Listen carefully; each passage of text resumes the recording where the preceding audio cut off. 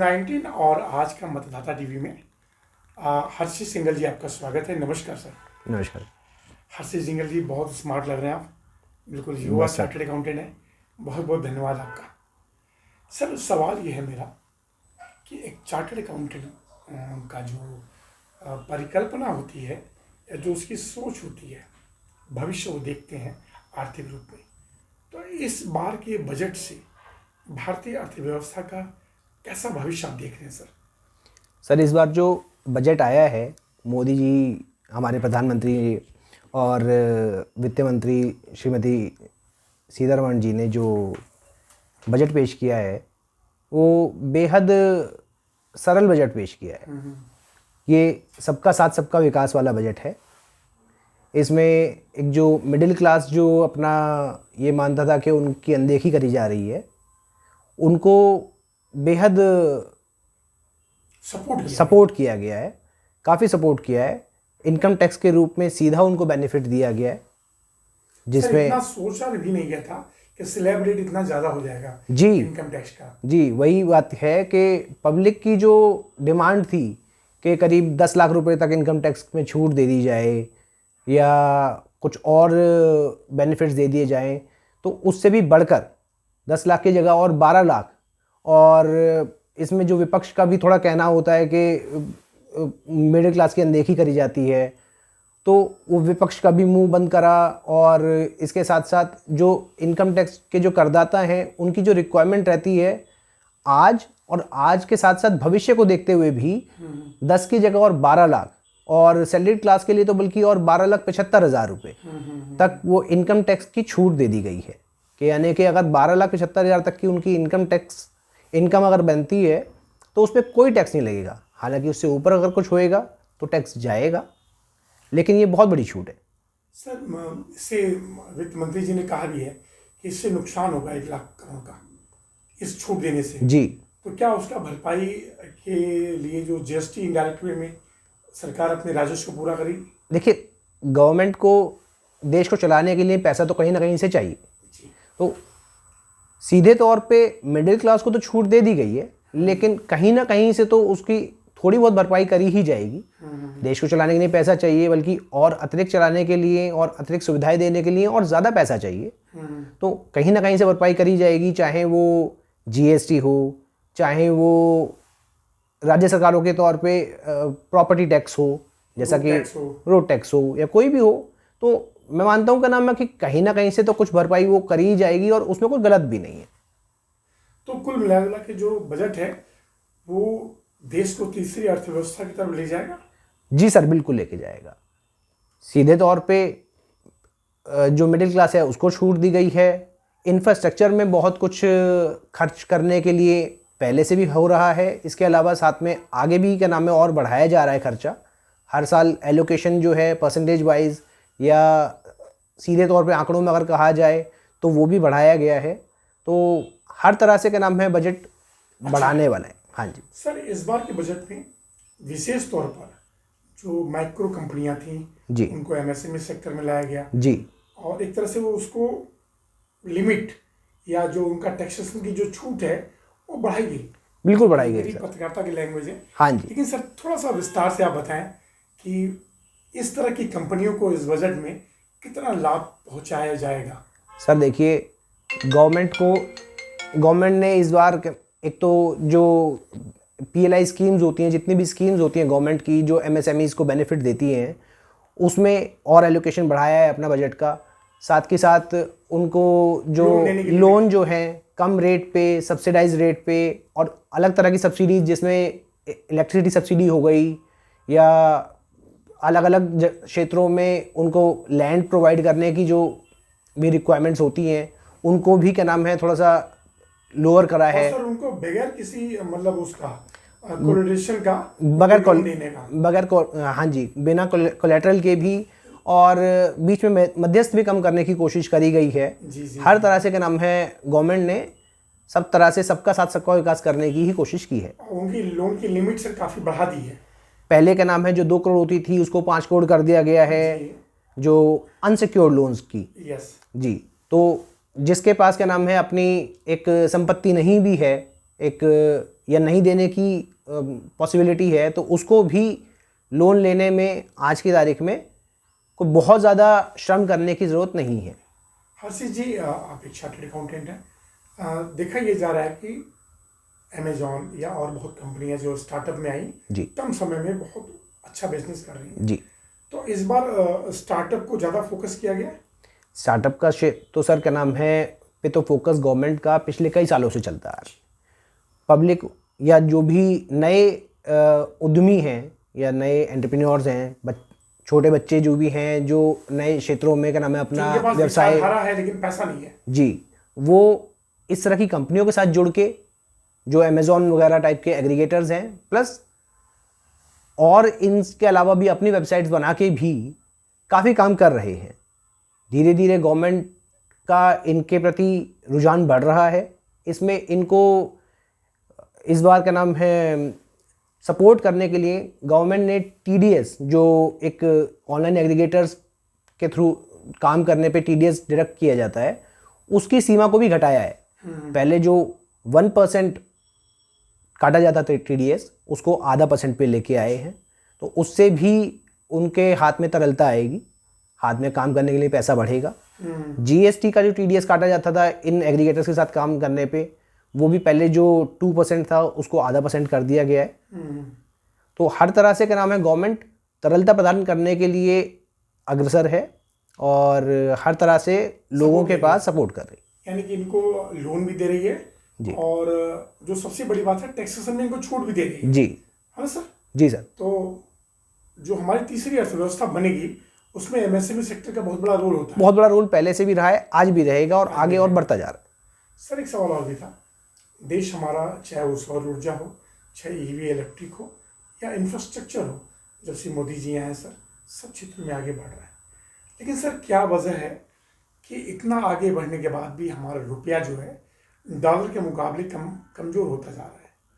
Sir उसकी कुछ जो रीजंस हैं, एक तो ये कि इकोनॉमिक स्लोडाउन जो और देशों में चल रहा है उसकी वजह से US स्ट्रांग है। साथ के साथ जो रशिया यूक्रेन वॉर वाला सीन भी रहा था, राइट। उसकी वजह से भी बहुत फ़र्क पड़ा था। और अभी हाल फिलहाल में जो US प्रेसिडेंट डोनाल्ड ट्रंप आए हैं, तो उन्होंने कुछ टैरिफ जो बढ़ाए हैं, उसकी वजह से डायरेक्ट इम्पैक्ट पड़ता ही है, थोड़ा बहुत हर एक देश पे पड़ता है। तो हालांकि देखा जाए तो इंडिया में उसका इतना इम्पैक्ट नहीं है जितना और देशों पे है, और ये स्मॉल टर्म के लिए कहा जा सकता है, लेकिन लॉन्ग टर्म में ये थोड़ा सा रिलीज होगा। तो उन्होंने जनता को इससे कोई घबराने की जरूरत नहीं है। बहुत ज़्यादा घबराने की जरूरत नहीं है। जिनको लॉन्ग टर्म में जीना है, पब्लिक तो लॉन्ग टर्म के लिए ही है। लॉन्ग टर्म में जिनको जीना है तो उनको इतनी कोई प्रॉब्लम है नहीं। जो अगर ये थोड़ी सी नहीं, एक्सपोर्ट अगर हमारे क्षेत्र का बढ़ जाए जी तो शायद रुपया मजबूत हो जाएगा। एक्सपोर्ट सर घटे तो नहीं है। अच्छा, घटे भी नहीं है? घटे नहीं है एक्सपोर्ट्स, ये तो टैरिफ की वजह से है। एक्सपोर्ट्स पे मोदी जी का या इंडियन गवर्नमेंट का और इंडियन एक्सपोर्टर्स का बहुत फोकस है, और मैं मानता हूँ आने वाले समय में ये और बढ़ेगा। फॉर द टाइम बीइंग अभी ये टैरिफ्स बढ़े हैं, तो इसकी वजह से शायद शॉर्ट टर्म में तो उसका इम्पैक्ट रहेगा कि थोड़ा घटेगा या स्टेबल रहेगा, लेकिन लॉन्ग टर्म में वो ज़रूर क्या नाम है आप इसमें ग्रोथ दिखेगी। सर एक बात और, जो GDP होता है जी, ये आप लोग बेखूबी समझते होंगे जी, आम जनता नहीं समझती। तो इस बार इस बजट से GDP भारत देश का बढ़ेगा? GDP सर क्या नाम है हर साल करीब 6 से 7% के आसपास की ग्रोथ दिखा रहा है। अभी भी आई थिंक अनुमानित है कि करीब 8% के आसपास का GDP अगले साल के लिए हो जाएगा, बढ़ेगा। और इंडियन इकोनॉमी हर साल जो भी अपना एक बजट बनाती है regarding the increase in the GDP, वो इस साल भी आई थिंक मोर और लेस उसको अचीव कर लेगी। GDP बढ़ेगा जी, और रुपया से डरने की जरूरत नहीं है। नहीं। और तीसरी अर्थव्यवस्था तक इस बजट से हमारा देश पहुंचेगा। बिल्कुल सर। राइट। एक सवाल और हमारा सवाल है सर, 2-3 सवाल हो गए सर। इनकम टैक्स पेयर की संख्या कब बढ़ेगी? इनकम टैक्स पेयर सर बढ़ाने के लिए, जैसा कि एक बहुत बड़ा क्षेत्र जो एग्रीकल्चर सेक्टर है, उसको इनकम टैक्स के उससे बाहर रखा हुआ है जैसे आज तक, तो या तो गवर्नमेंट एग्रीकल्चर, जो बड़े एग्रीकल्चरिस्ट हैं, या तो उनको इस दायरे में लेके आए, या तो उनको इस दायरे में लेके आए, प्लस कुछ लोग जो कैश ट्रांजैक्शंस में थोड़ा डील करते हैं, जैसा कि गवर्नमेंट उसके ऊपर गवर्नमेंट का एम्फेसाइज रहा भी है पिछले कुछ सालों में कि कैश ट्रांजैक्शंस को घटाने का, और दिन प्रतिदिन के नाम है क्योंकि बैंकिंग ट्रांजैक्शन इतनी बढ़ रही हैं तो कैश ट्रांजैक्शंस पे लगाम लगी भी है पहले के मुकाबले। तो जैसे जैसे वो घटेंगी और घटेंगी, जैसे लोग यूपीआई यूज़ कर रहे हैं, तो धीरे धीरे टैक्स ब्रैकेट जो है, टैक्स बेस जो है कुछ बढ़ा भी है, काफ़ी बढ़ा है। आई थिंक पिछले 5 सालों में इनकम टैक्स पेयर्स की संख्या डबल हो गई है, आने वाले समय में और भी बढ़ेगी। जीएसटी आने की वजह से भी बहुत फ़र्क पड़ा है, क्योंकि जो लोग कैश ट्रांजैक्शंस करते थे गवर्नमेंट उनको निगेट कर रही है, तो जीएसटी ट्रांजैक्शंस जो भी लोग कर रहे हैं वो भी इनकम टैक्स के दायरे में आए हैं, और आने वाले समय में कुछ और बढ़ेगी। सर अभी एक एआई टूल्स जो है आपको पता ही होगा जी, तो उससे जो इन्फॉर्मेशन जो है कुछ लोग जो छिपाते थे अब छिपा नहीं पाएंगे जी, किसी भी चीज़ का, चाहे वो जैसे कि मैं अगर आपसे बात करूं, आप बोलेंगे भाई प्रेम जी कितने अकाउंट्स हैं, मैं बोलूँगा एक है, लेकिन एआई बता देगा कितना अकाउंट है जी। तो इस एआई से कितना फ़ायदा होगा देश के विकास में, पारदर्शिता आएगी। और सर एक तो एआई के नाम से, आर्टिफिशियल इंटेलिजेंस के नाम से लोग आज की तारीख में बड़ा एकदम डर जाते हैं जी जी कि पता नहीं क्या कोई हुआ है या क्या है। इसमें क्या है, एक तो कुछ सॉफ्टवेयर्स जो आर्टिफिशियल इंटेलिजेंस के हैं, जैसे कि चैट जीपीटी हुआ, या और भी बहुत सारे सॉफ्टवेयर्स हैं जो मतलब सबसे ज़्यादा प्रचलित उसमें चैट जीपीटी ही है। जी जी जी। इस तरह के सॉफ्टवेयर्स से एक तो पब्लिक को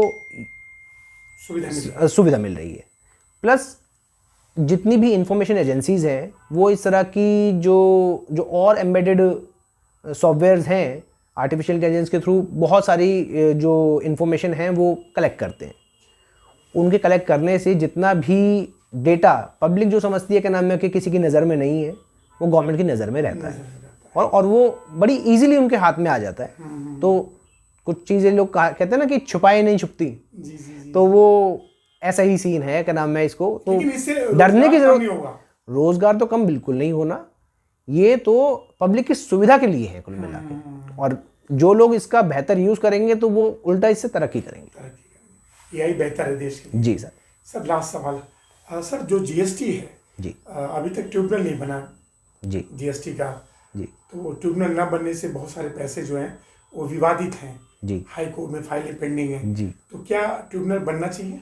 देखिए सर, सरकार तो अपनी तरफ से जीएसटी ट्रिब्यूनल बना तो चुकी है, गठित तो कर चुकी है, लेकिन इम्प्लीमेंटेशन में नहीं ला पाई है आज तक। और मैं मानता हूँ कि नाम में कि इस साल के अंदर में वो जीएसटी ट्रिब्यूनल जो है वो चालू हो जाएंगे, और जो लोगों का जो बहुत समय से रिक्वायरमेंट रही है कि जीएसटी ट्रिब्यूनल चालू हो, ताकि जो उनके लंबित विवाद हैं, पैसे फंसे हुए हैं, पैसा फंसा हुआ है जो, तो वो जल्दी रेजोल्यूशन को मिलेगा। हालांकि गवर्नमेंट को उसकी तरफ सर 2017 में जीएसटी आया था, काफी दिन हो गए। 7 साल से ऊपर हो गए सर, 8 साल से ऊपर हो गए, तो बहुत करोड़ों लाख समय बहुत ज़्यादा हो गया है, पब्लिक की डिमांड बहुत ज़्यादा है, और अब ये हाई टाइम है कि गवर्नमेंट अब इसको चालू कर दे, और मैं मानता हूँ कि इस साल के अंदर में ये चालू हो भी जाएगा। सर जो जीएसटी का स्लैब है जी, जैसे कि स्कूटी हुआ या मोटरसाइकिल हुआ जी, या फ्रिज हुआ, ये बहुत आवश्यक वस्तु हैं सर, तो उस पे जो कम करना चाहिए सर स्लैब रेट। अब ये सर सब विवादित चीज़ें हैं। जीएसटी जो स्कूटीज वगैरह हैं उन पे भी 28% चल रहा है आज की डेट में भी, स्कूटीज पे सेस वगैरह भी है सर साथ में। अच्छा ना, और रेफ्रिजरेटर वगैरह 18% पे है। तो ये हालांकि बेहद आवश्यक चीज़ों में आज की तारीख में आ गई है, लेकिन ऐसी बहुत सारी आवश्यक चीज़ें हैं सर जो अभी भी 18% में ही चली हुई हैं।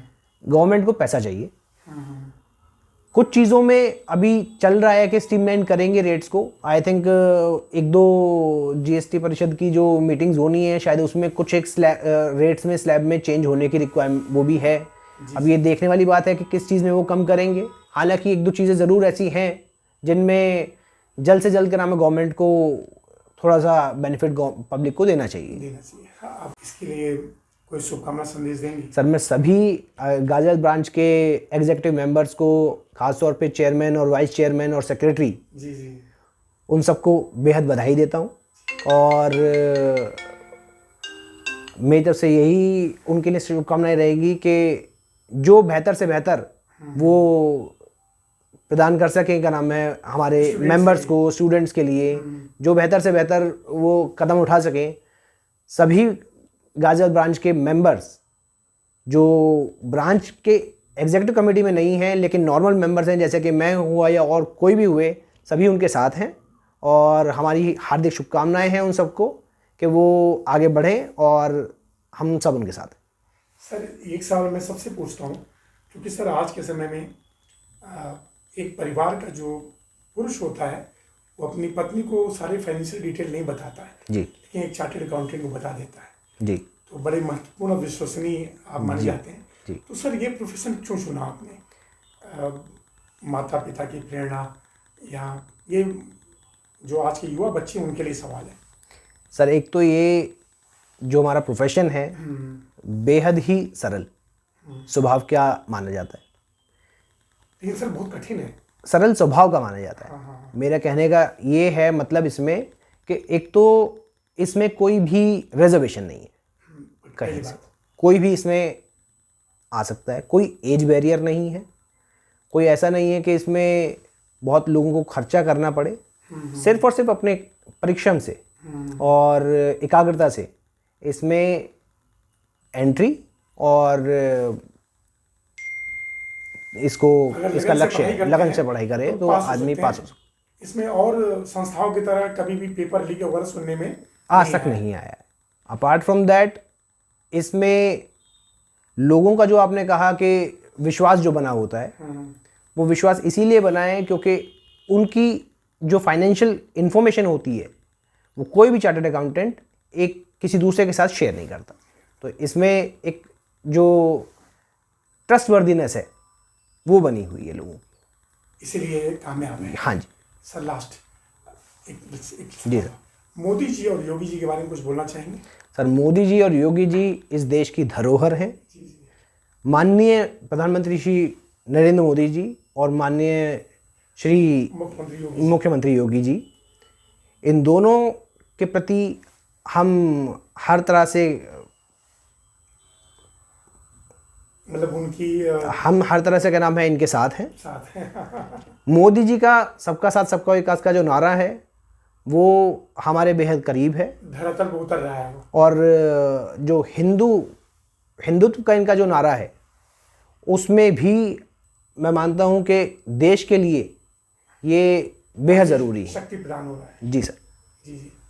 तो सर योगी जी और मोदी जी अच्छा कार्य कर रहे हैं? जी सर, योगी जी और मोदी जी का कार्य मैं मानता हूँ कि बेहद बेहतरीन है।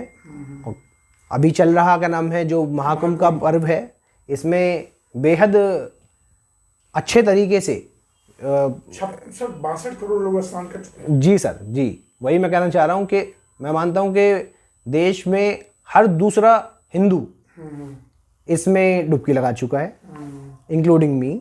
जी अच्छा, आपने भी लगा लिया? जी सर, तो बेहद अच्छा इंतज़ामात वहाँ पे हुआ है। जी जी। और हर तरह से क्या नाम है ये आगे बढ़ने योग्य है। तो हमारा भारत जो है मोदी और योगी के युग में विकसित भारत बन जाएगा जल्दी। जी सर। हर्षित सिंघल जी बहुत बहुत धन्यवाद। फिर किसी विषय पे आपसे बात करेंगे। नमस्कार। नमस्कार।